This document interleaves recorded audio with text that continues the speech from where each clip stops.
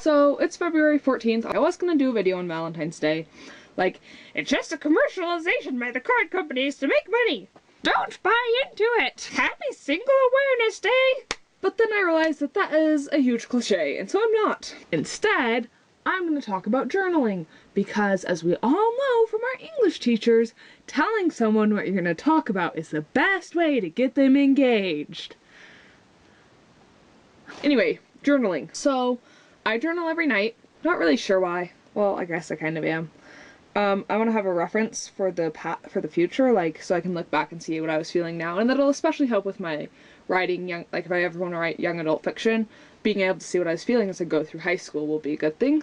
I've been journaling since December of my sophomore year, so for about 2 years, and then all of my 8th grade year, so that'll be 3 years that I can use for reference for any writing I want to do.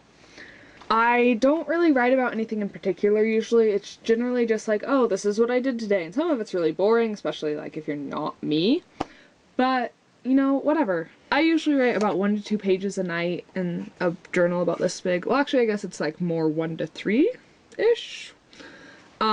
This is my current journal. This is what a typical page looks like for me. Super exciting. I don't just daily journal though. I also have this thing that I call my brain vomit journal. Eleanor, I talked to you about this when I was there. I showed you, but I got a new one since then because I ran out of room in my old pink one. This one's green. It's just where I write down random stuff. I mean, on the front I have a bunch of quotes you saw, like, just like on the inside I have a bunch of random stuff. Like, here are a bunch of puns that I got off one of Hank's videos to torture one of my friends who hates puns with, and this is a bunch of questions for one of my teachers. So I really just put random stuff in here. To be entirely honest, I'm not really sure that journaling is the best thing for me. Sometimes I tend to be too caught up in the past. I'm too nostalgic. I want to go back to the past. I need a TARDIS. And that's, you know, that's unhealthy. I should want to live in the present.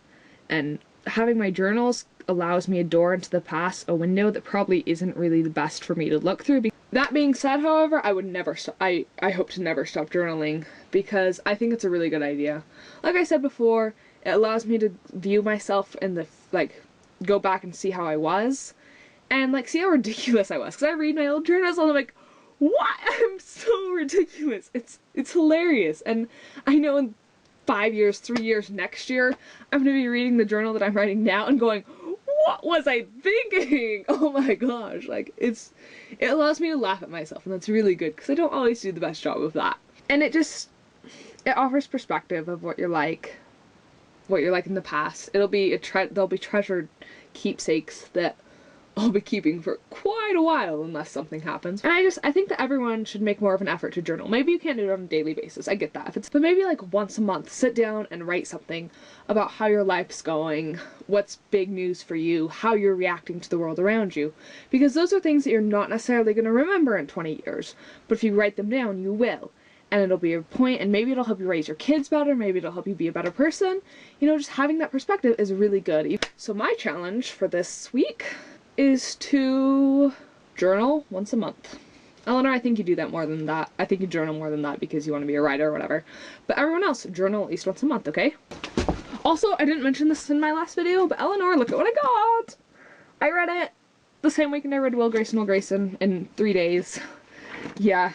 It's a movie cover, because it was $3 cheaper than the cover that you have, and I'm gonna be in college in a year. I need money, so definitely only bought the cheap version. But see, I got it, and I read it, and I liked it, and I can't wait to read the next one. Peace!